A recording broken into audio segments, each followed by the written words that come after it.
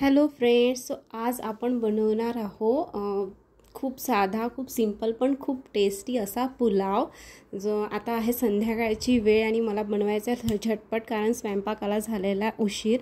So मी म्हटलं जे लवकर बनेल ते आपण बनवूयात, तर पुलावपेक्षा बेस्ट काय राहू शकते।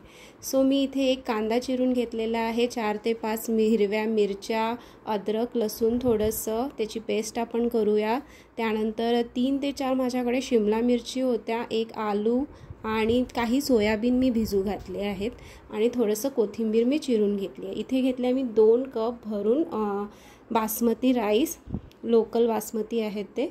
सो मी इथे घेतलं आहे 2 चम्मच तेल आणि त्यामध्ये जिरं, काही खडे मसाले आणि कांदा फोडणीला घातलेला आहे आणि मी काही ड्राय फ्रूट्स थोडेसे रोस्ट करून घेतले आहे तुपामध्ये।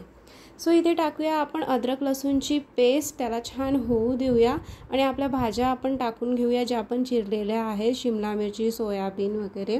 आणि माझं फेवरेट मी इथे टाकते आहे 2 चम्मच सोफ पावडर, त्याच्याशिवाय मला बिलकुल यामध्ये टेस्ट नाही वाटत।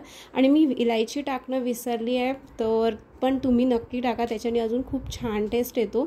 त्यानंतर मी इथे टाकलेले आहे 2 चम्मच गूळ पावडर, 2 चम्मच नाही 3 ते 3.5 चम्मच मीठ, जे मी रेकॉर्ड करणं विसरली।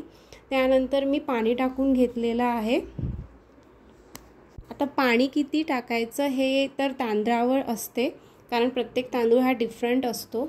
सो इथे बघा आपले तांदूळ शिजलेले आहे ऑलमोस्ट। आता आपण त्याच्यावर थोडेसे ड्रायफ्रूट्स आपण भातामध्ये तांदळामध्ये टाकले होते आणि थोडेसे वरतून गार्निशिंग करूया, त्यामुळे ते खूप छान वाटतात, अशी क्रिस्पी क्रंची पुलाव खायच्या वेळेस। सो बस झाला आहे आपला पुलाव, तुम्ही पण नक्की करून बघा। भेटूया नेक्स्ट व्लॉगमध्ये। Thank you, bye.